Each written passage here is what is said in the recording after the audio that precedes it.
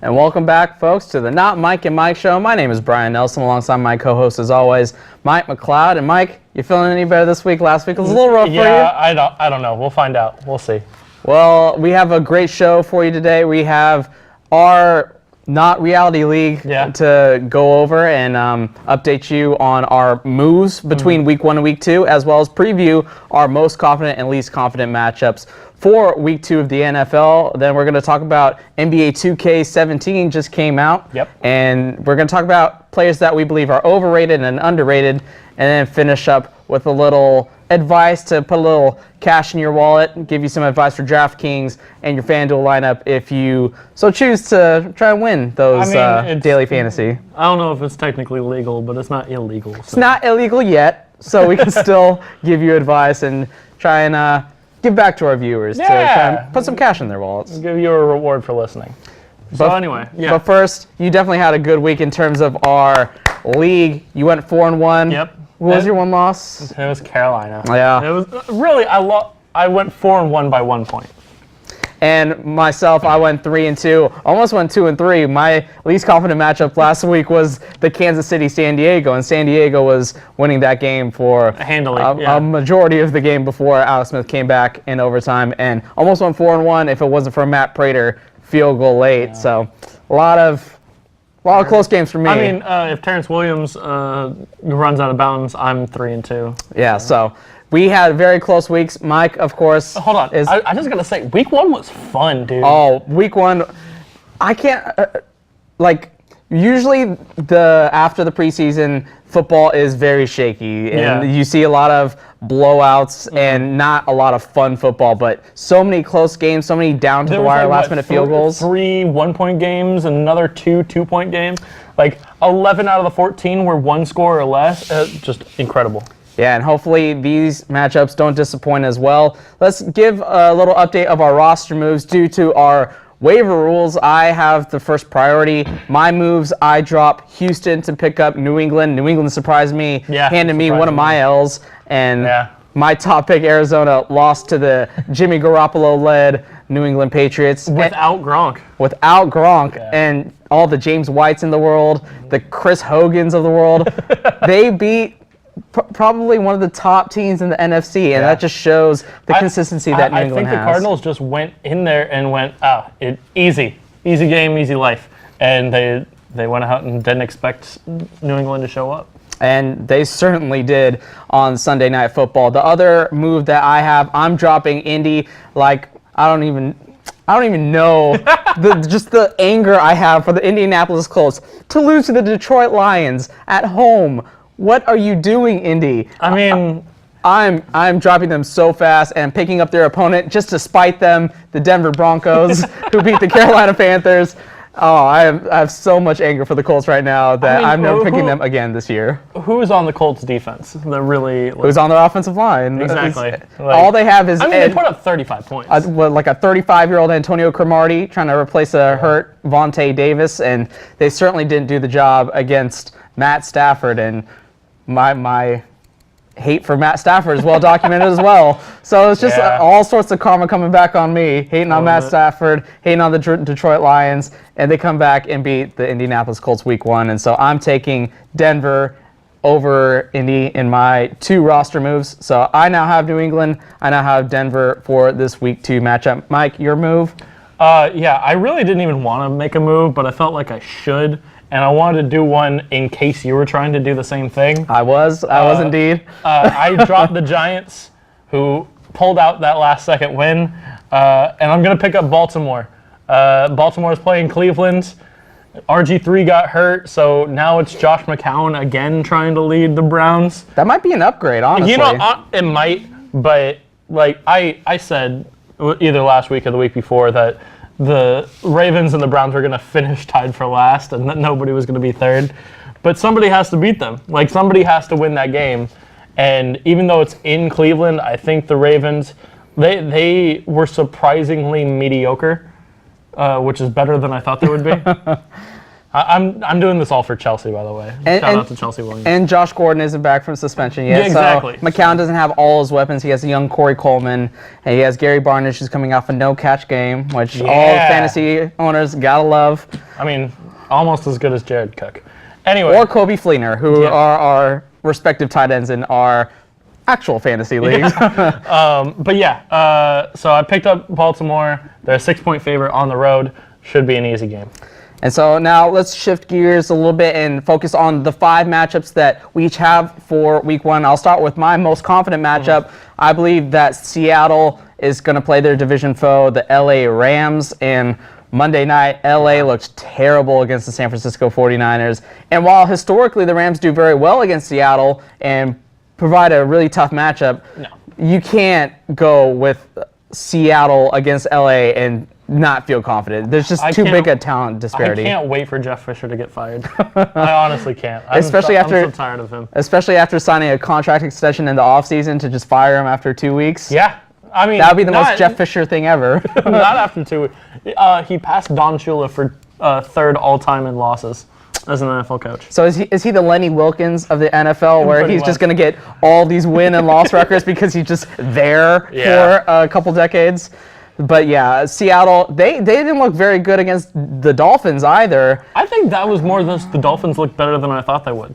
That's true. I didn't really give them a lot of credit, and I'm not giving them a lot of credit as my picks will go down. But Seattle over LA is my most confident matchup. Mike, who do you have for your most confident? Even though they played the Rams on Monday night and they won 28-0, it wasn't a very fun game to watch.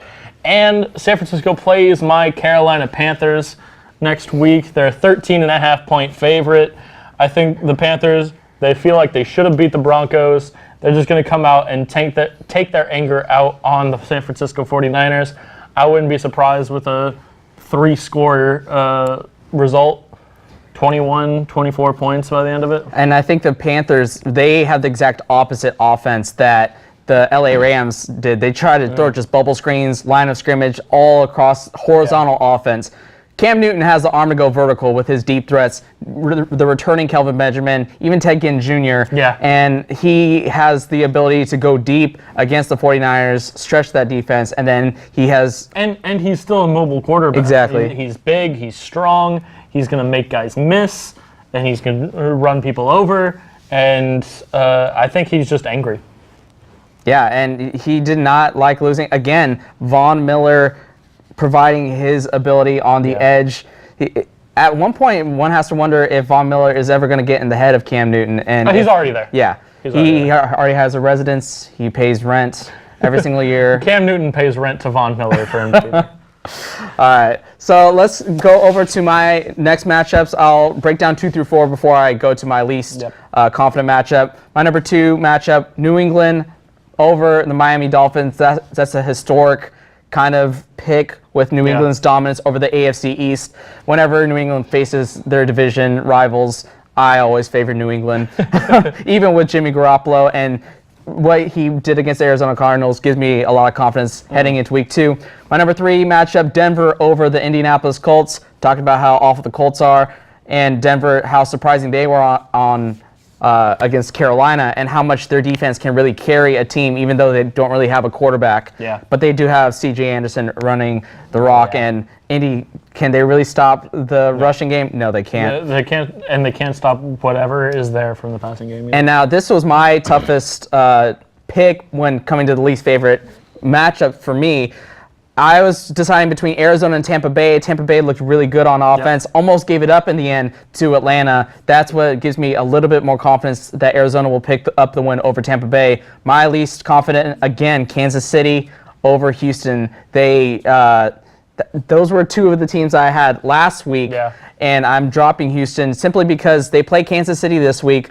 I'm picking up New England for the long haul, so they play them next week. So it's no real sense in me dropping multiple teams and hoping Mike swoops in and picks one up, because you'd be known to do that. But Kansas City over Houston, I think those were 2 divisional winners that I had in my predictions last week.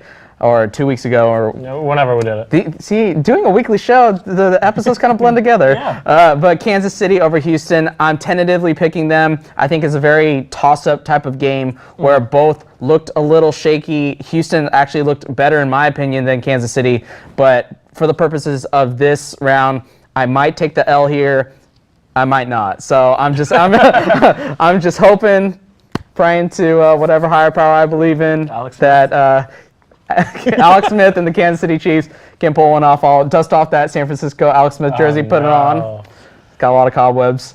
Mike, your matchups 2 through 5. So as I was doing it, I forgot that I had Baltimore. So Baltimore is actually going to be my second most confident matchup, even though I have them listed on here as 4th. Baltimore playing Cleveland, we already talked about it. It's going to be a fun game. Third, I have the Green Bay Packers over the Minnesota Vikings. The Vikings came out and they looked really strong. They have a good defense, but they're now playing Aaron Rodgers. And I think that it's going to... Sean Hill eventually needs to be Sean Hill again. There's some regression to the mean there. And the Packers are a better overall team, even though they had problems with the Jacksonville Jaguars. But I like Jacksonville. I think Jacksonville is going to be, maybe even an 8-8 team. And they played them really tough. I like Blake Bortles in that one, but Aaron Rodgers pulled it out on the road in Florida. He's going to do the same on the road in Minnesota. Oakland is my second to least confident matchup over Atlanta. It's still one that I feel pretty confident in, but you still have Matty Ice, you still have Julio Jones there, and those guys can put up numbers. You see what Drew Brees did last week against this Oakland secondary that is yet to gel really cohesively. Sean Smith got benched halfway through, and it was TJ Carey and TJ Carey and DJ Hayden like the days of old, and so that's the only cause for concern there. It did take a really ballsy 2-point conversion to beat the Saints, and obviously the Saints play well at home, but you got a similar team in Atlanta coming in. And then my least confident matchup is Pittsburgh over Cincinnati, just because it's such a big game. Pittsburgh-Cincinnati is always such a huge matchup, and Pittsburgh, for as good as they looked on Monday night, are only a 3.5-point favorite over Cincinnati. AJ Green put up 180 yards last week. He's doing really well. That team is doing really well, and like you like to say, Cincinnati is built for the regular season. And so I wouldn't be surprised to have Cincinnati come out here and completely put Pittsburgh on notice, saying, hey, we're here. We're at least going to make it to the first round of the playoffs. Yeah, I think Cincinnati, they really got out of that Jets matchup. Have to have a lot of confidence being on the road, and now that they're the home team, I believe, right? I think it's in Pittsburgh, actually. Yeah, okay. So either way, Pittsburgh's defense isn't the same as old. It's not the vaunted steel curtain anymore. And I think Andy Dalton, even though he doesn't still have Tyler Eifert, he has enough weapons there that he can at least exploit AJ Green and go over the top of that defense that really hasn't fixed their secondary issues. That's something that Kirk Cousins won't take advantage of, but Andy Dalton can. Exactly. Kirk Cousins is a short intermediate thrower. Andy Dalton can throw the deep ball, so that could be a deciding factor in Cincinnati maybe pulling out the victory over Pittsburgh. And I think it's going to be a lot of fun watching AJ Green and Antonio Brown on opposing series go back and forth trying to get more yards than the other one. Yeah, we'll see if there's any penalties for twerking in that game. So when we come back, that is it for our Week 2 preview of our Not Reality League. When we come back, we'll review NBA 2K17 and talk about some of the ratings of your favorite players and some of your least favorite players. Hi, I'm Melanie Fuller with the Solano College Sports Network. Max Preps has teamed up with Pledge It in order to support Touchdowns Against Cancer. This September, high school football teams are raising funds for St. Jude to fight childhood cancer. Every touchdown scored between September 15th to October 1st will benefit St. Jude directly. Varsity high school football teams can take part in this opportunity by launching Pledge It fundraisers, and St. Jude's fans can pledge a donation towards every touchdown their team scores. The ultimate goal of this one-of-a-kind program is not only to unify teams across the country, but defeat childhood cancer. For more information, visit www.touchdownsagainstcancer.com. I'm Melanie Fuller, and thank you for supporting the Solano College Sports Network, your #1 source for local sports.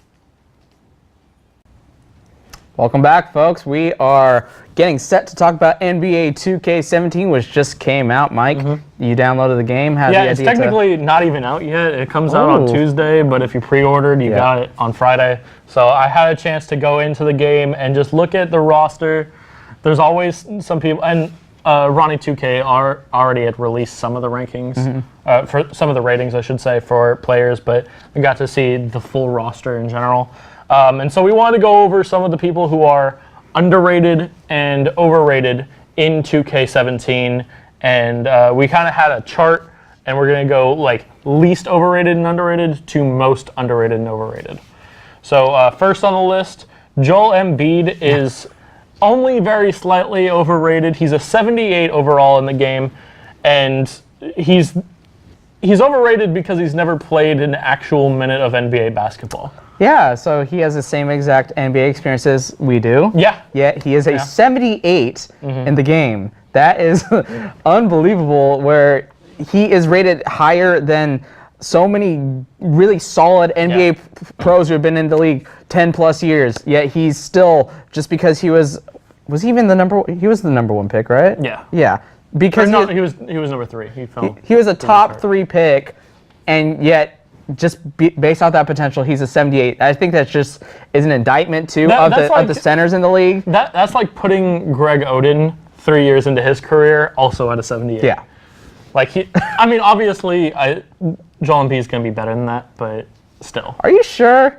I mean, at least Greg Oden played in the NBA. True. Yeah. Joel Embiid, if his career continues at the same trajectory it has been, will never be in the NBA. But he got paid for it. Anyway. And he got Twitter famous, you know? Yeah.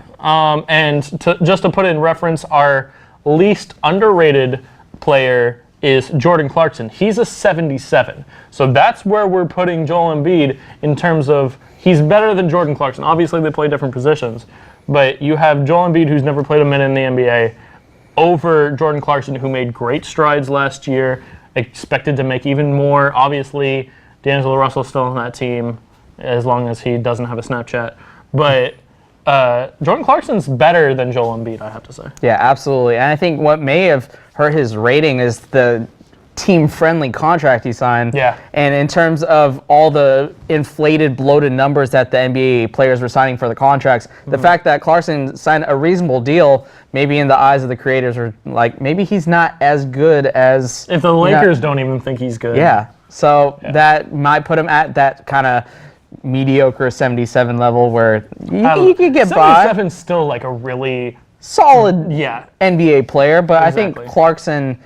Did you happen to remember what his potential rating was on there? It's like an A or an A-. Yeah, so he has room to improve, obviously, in the game, but 77 might be a little low for Jordan Clarkson. Let's go to our next overrated player, and this is somebody that kind of surprised me that you would say so, because such a Warriors fan, Draymond Green at 90. Yeah, Draymond Green's a 90 overall, and I had to explain this to you. I'll explain it to you guys now. He's not a 90 overall rated player. He plays like it, and he has a lot of heart, and he does a lot of intangibles, and that's why he has that rating. But he's not the 10th best player in the NBA. He's not on the 90th percentile of skilled players in the NBA. When you have KD and Steph Curry, who are only a 94, and LeBron is in the 99, he's a 97. Like, Draymond Green doesn't. In real life, he deserves a 90. In a 2K game, he doesn't deserve it. Yeah, is he in a pure vacuum? Yeah. As talented as Anthony Davis when they have equal ratings at exactly. 90. Like one-on-one Draymond Green against Anthony Davis, I think Anthony Davis is a little bit better. I mean, technically, like in the game, like in real NBA situation, Draymond Green plays Anthony Davis pretty well, but I get what you're saying. Draymond Green does a lot more for his team than Anthony Davis does. Yes. And he's higher than every other power forward as well. So he's tied for the highest ranking. Is Draymond Green really, in terms of skill set, the highest he's not performing like player? he's like the third best at everything, which makes him the best overall. Yeah, so consistency wins out. Yeah. And I think we're getting a little nitpicky about what it is. I mean, that's why he's not like the most. He's pretty low on the overrated Yeah, scale. we have definitely some overrated players still to come. Let's go to our second underrated player, and this is somebody who... Dear to my heart, really. Yeah, Bradley Beal for the Washington Wizards. Always the attention goes to John Wall, and for good reason, one of the best point guards in the league. But Bradley Beal is that shooter that Washington... Quietly probably like a top 5 shooting guard in the NBA. Yeah, Bradley Beal is maybe behind Klay Thompson the most accurate.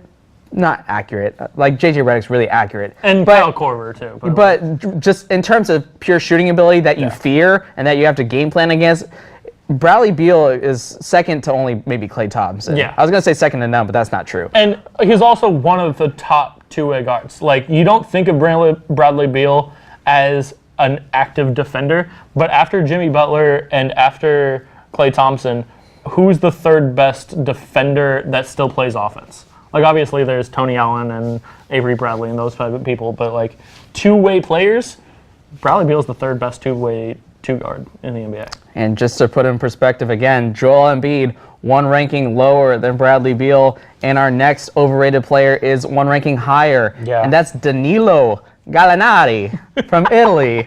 And he is the highest ranking player on the Denver Nuggets, and that just blew our minds when we found that out. That's really why he's higher on that list. Like, 80 is a pretty good ranking for him, and it more just maybe instead of Danilo Gallinari being overrated, we should have put Kenneth Faried underrated because they're both 80 overall.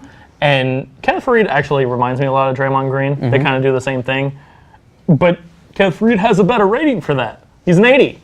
Dario Saric is a 79. Yeah. So Danilo Gallinari is by no means the best Nugget. But he's rated as such in 2K. Yeah, so that is why he is overrated in our opinion. Let's go and stay international with our underrated player and go to the point guard for the Miami Heat, Goran Dragic. I lost his first name. Man. The Dragon. Yeah, the Dragon with Miami, only rated a 78. Yeah. And I think that has to do a lot with Dwayne Wade and the fact that wasn't exactly the best fit for Goran Dragic, but now that he left to Chicago, Goran Dragic is going to be the main ball handler there. They didn't sign too many great free agents. They just picked up the scraps from free agency to put some wing players to play alongside Dragic. And Dragic is a good one-on-one offensive-minded point guard. He can spot up. For some reason, he always does well in three-point shooting, but he doesn't come off as a three-point shooter because he kind of has some like Steve Nash-ish. Now, obviously, he's not Steve Nash, but he has the ability to drive and kick. He can get past you. He can also spot up. He's better than a 78. Yeah, and in terms of referencing, Rajon Rondo, it was an 80, 81? 81. So I would rather have Goran Dragic any day of the week over Rajon Rondo. Would. Yeah, so that is why he is our second most underrated player. Second least overrated. No, I'm just kidding. Yeah, he's the second most underrated player in NBA 2K in our opinion. And so let's go now to another overrated player, that being Joakim Noah at 77. And I think Remember when he was an MVP candidate? Oh, man. 2011. Back with 5 assists for a center. God. Man, those were the days. 77 for Joakim Noah, and I think the stat line was the funniest that you read to me. Just Fs and D pluses across the board, yet somehow 77. Yeah, he's an F in inside scoring, a D in mid-range scoring, which I don't know how that's possible, and then an F, obviously, in three-point shooting. And then, like, his defense doesn't make up for it. It's a bunch of Cs and Ds across that board, too. So just everything kind of pieced together to make him a 77, but it didn't really make any sense. You know, I think it's really funny about the creators of the game and how they see players, where they would see how people would rank them, but then they put their own personal feelings in there. It's like, really? You think Joakim Noah's that high? I'll show you. F, D plus, F, average defender. Yet somehow, really good awareness. Yeah, really good awareness, really good IQ, like a B minus IQ. Yeah. So that is why Joakim Noah's a 77, yet has all of the statistical benefits of, I don't know, Robert Sacre. There you go. I couldn't even find him in 2K. I wanted his ranking. Yeah, that's a player that we really wanted to find, could not. For our last underrated player, and probably the most underrated in our estimation, Blake Griffin is only an 87, and our friend Zach Poff would love us trying to pump up Blake Griffin as much as possible. And it really pains me to do so as a Warriors fan. Blake Griffin as only an 87, I know injuries really depleted the season last year, but can you not have a memory longer than a year in terms of changing your ratings? And that Blake Griffin is less than LaMarcus Aldridge and less than Draymond Green? For another reference, DeAndre Jordan's an 85 because they had to go to him when he got hurt. But I think that just goes to prove how much of a what have you done for me lately league the NBA has become, because he's hurt and therefore he's not as good as he was a year ago. And that's not how it is. It's just, I don't know, man. He deserves to be at least a 90. I think he is as good, maybe not defensively, but he makes up for it on the offensive end. And he deserves to be at least as high as Draymond Green, 90, 91 in that area. Yeah, I think Anthony Davis, Blake Griffin, Draymond Green should be your top three power forwards in whatever order you want to make it. I don't think he should be that low at 87. All right, let's go back up to the overrated players, and that being Derrick Rose. And I think this is where a case where injuries over a long period of time, that's when you need to start taking away some ability. And Derrick Rose is rated as an 80, 2 points higher than Goran Dragic.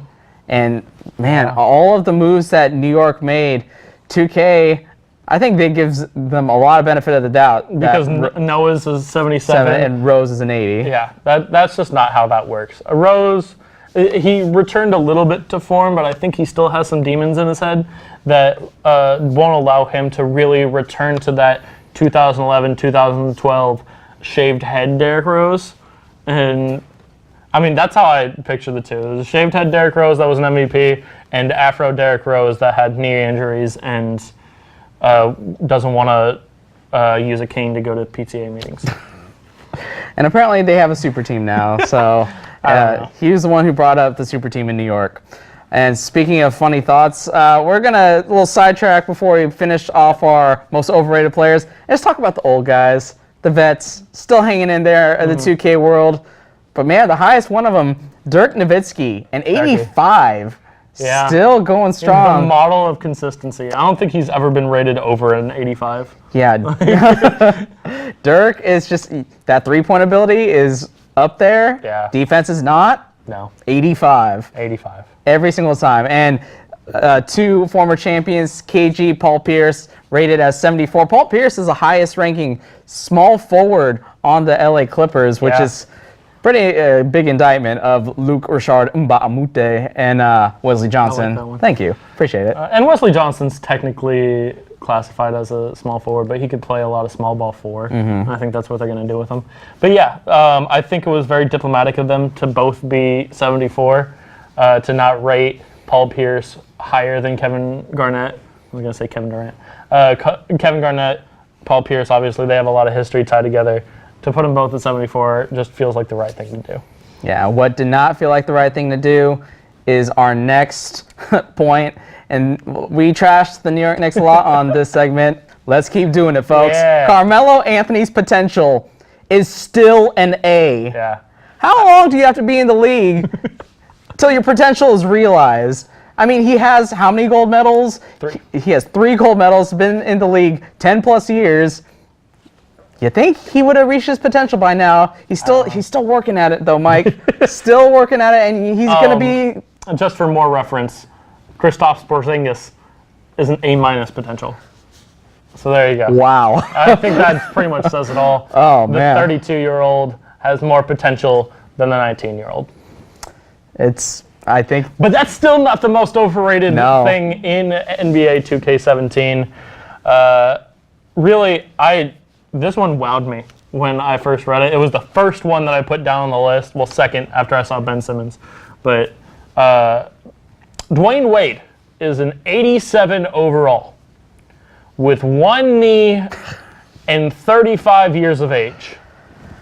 Yeah, that is the exact same rating as Blake Griffin, folks. Yeah. Which is only hammers home the point. Blake Griffin is way underrated. Dwayne Wade is so overrated at 87. I mean, luckily they didn't do something really ridiculous and make him rated over Jimmy Butler. Yeah. So thankfully Jimmy Butler's still an 89. But still, is Dwayne Wade still the same Dwayne Wade as he once was? He can always still hit like a 15-foot turnaround fadeaway, and he's going to do that until he's 90.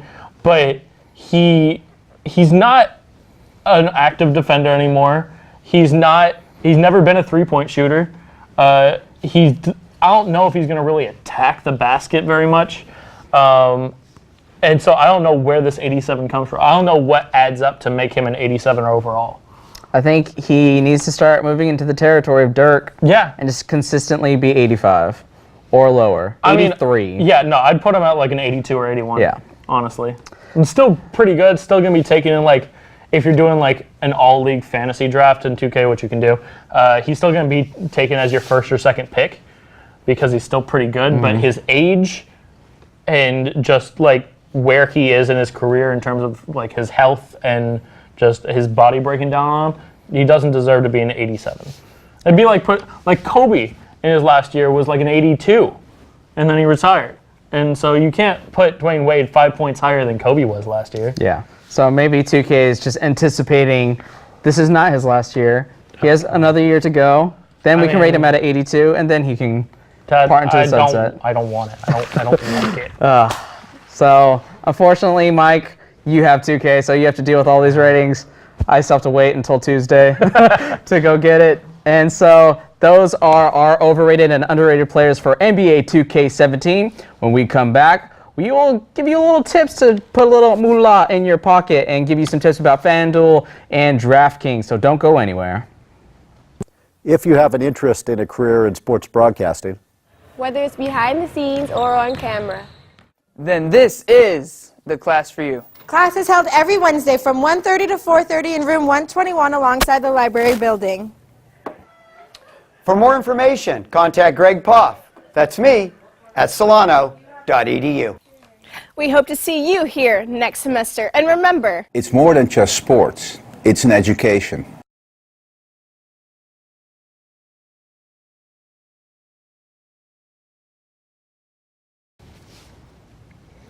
Welcome back, folks. We are in our last segment of today's show, and we are going to give you some tips about FanDuel and DraftKings to try and make you a little money for supporting us at the Not Mike and Mike show.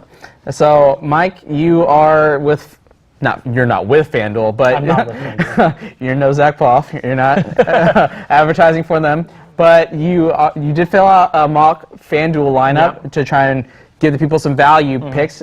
Who did you start out with at the quarterback position? I went Carson Wentz for this week, and hopefully this video makes it up in time for you to still get your lineups in. Usually it's we get it out Sunday afternoon, so hopefully this reaches you in time. But Carson Wentz surprised me. He did really well. He had 278 yards, 2 touchdowns. 22 of 37 is not terrible. And they're playing the Bears this week, who are 12th in the league against the pass, but he's only $6,900, and that is sandwiched right in between Alex Smith and RG3.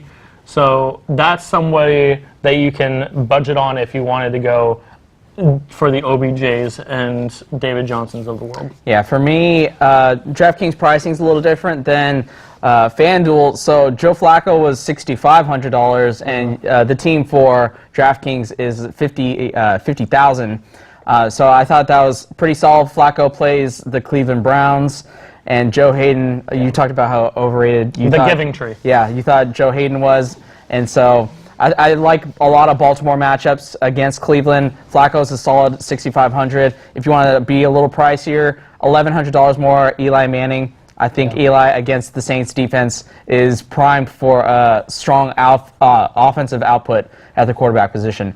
Running backs. Yeah. You have a couple? So obviously with this lineup you need 2 running backs. And Theo Riddick, Detroit, he plays Tennessee this week, and he's just kind of an overall all-around back. He had 45 rushing yards, 63 receiving yards, a touchdown running, and a touchdown receiving, 5 targets, 5 receptions. Obviously, Matt Stafford's going to be checking down a lot more with Calvin Johnson gone, but he's only $5,900. And so when you have the David Johnsons that are $9,000 and Todd Gurley is $8,800, theoretically put up more points than either of them. And he's $5,900. And he's playing a bad Tennessee team. And then Spencer Ware, yes, he's going against Houston, but Jamal Charles is listed as doubtful. He had almost 30 fantasy points last week, and he's $6,800. So he's a good plug-in if you're needing some like mid-tier value. If you have some extra money to spend and you want to upgrade between the two, that's where I would go.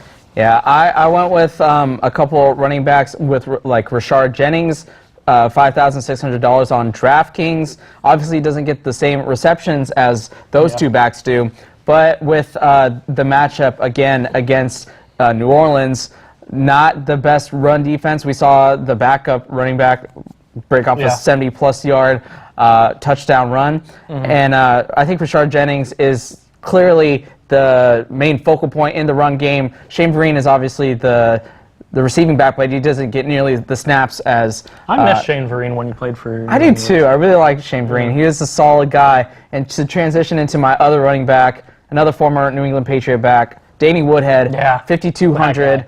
That guy, with no Keenan Allen out for the year with a knee injury, saw a lot of the targets from Phillip Rivers. And so Danny Woodhead racked up a lot of fantasy points, and at $5,200 in DraftKings, solid pickup, and he outsnapped Melvin Gordon, who's technically the starting running back. Only got 20-plus snaps to Melvin Gordon. Knew that because he's on my fantasy team. Sorry. Yeah, Danny Woodhead, though. He's the vulture that just steals points away. But it benefits you if you pick him up on either FanDuel or DraftKings. So wide receiver is the next position, and this is really a strength that you really need to fortify if you want to do well in either FanDuel or DraftKings. Who are some value pickups for you? Yeah, obviously, like you were saying, quarterback and wide receiver in even a half PPR league like Daily Fantasy are going to be the most important, and you're probably going to splurge here. But if you need to field 3 of them, so maybe you go OBJ, but then you only have $6,300 left that you need to spend on a receiver. Well, Michael Crabtree and Will Fuller are both $6,200. Michael Crabtree facing Atlanta. I don't know who their second corner is, and he knows everybody, and he's making a face. Yeah. So Michael Crabtree Foster won. There you go. Robert Alford? I don't know. He had 7 catches on 9 targets, most of them in the second half against New Orleans. But he is obviously a good target for Derek Carr, and also Will Fuller. He's a rookie, so he's not rated highly yet, but somebody has to catch the passes opposite DeAndre Hopkins. He had over 100 yards receiving and a touchdown last week. He's playing Kansas City.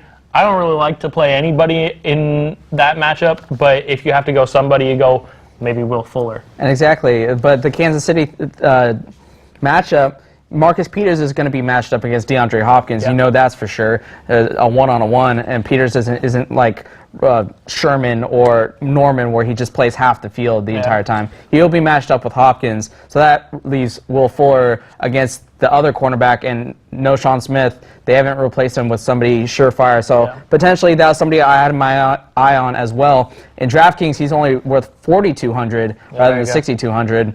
Another guy that I think has great value and is the number 1 is Kelvin Benjamin at $6,500 at DraftKings against a great matchup against the San Francisco 49ers. Niners are obviously going to get a lot of defensive pub because they shut out the Rams, but they shut out the Rams.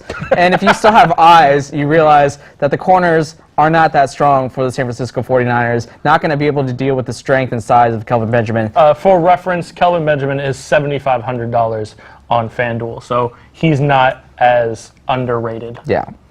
And so, Benjamin, I think for your DraftKings users, is somebody to target. I think Mohamed Sanu at 5,500, just in terms of matchup with the Raiders and the yards that they gave up against New Orleans is obviously maybe a matchup that you want to exploit. And if you put Sean Smith on Julio Jones, then you're having either David Amerson or DJ Hayden or TJ Carey. And none of them are going to be able to, they can stick with them, but you're going to give up receptions. Yeah, exactly. So Sanu in that mid-range. And obviously the strategy here is you want to plug in your value so you can go after your top guys like Antonio Brown, like David Johnson. And now let's go over to tight end. I'll start first just to shake things up. I like Gary Barnidge, even though we joked about him getting shut out with Robert Griffin III being out for at least 8 weeks with a shoulder injury. Josh McCown is the guy who really made Gary Barnidge a go-to fantasy tight end. And now that he's back in the starting lineup, I don't think Barnidge is going to be shut out in any sort of games. And in DraftKings, only $4,000, nearly half as much as Gronk. So for a value pick, I think Barnidge coming off a down week could be a good pickup. Also, Dennis Pitta, $2,800 against Cleveland as well. So $2,800. Yeah. I hate DraftKings.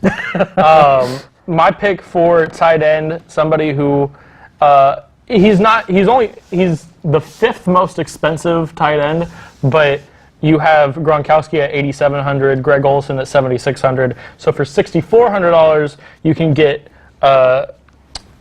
Julius Thomas, who is playing San Diego this week. He had a touchdown on 5 targets, 64 yards. It's not great, but it's not terrible. And you could also maybe go like Dwayne Allen against Denver, but it's Denver you're facing.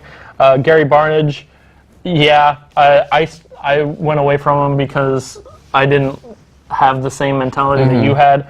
I might just co-sign his pick.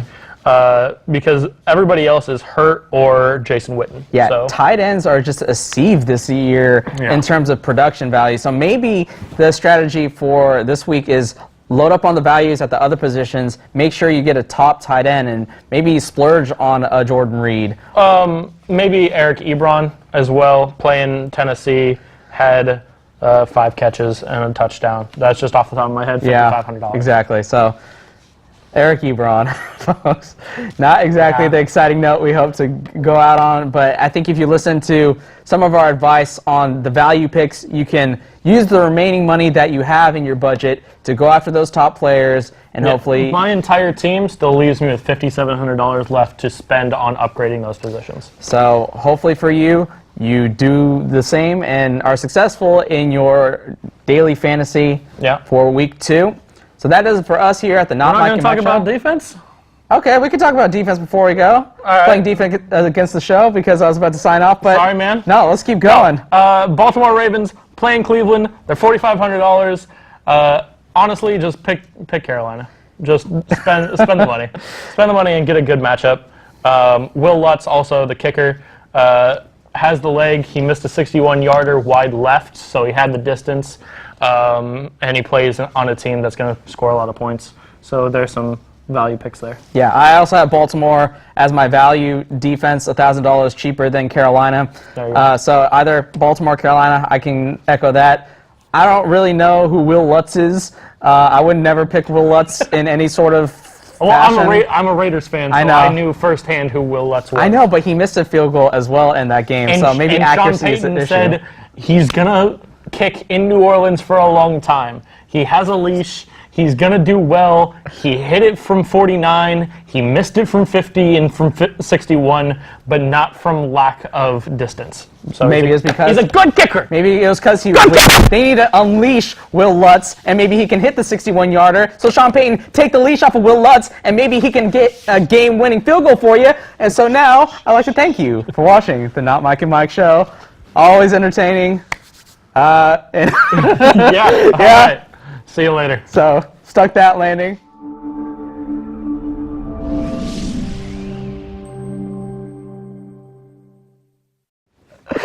Oh my God. We're out. We're done. We channeled our inner Zach Pop. I know. And we just I cut derail. all the audio because I heard it.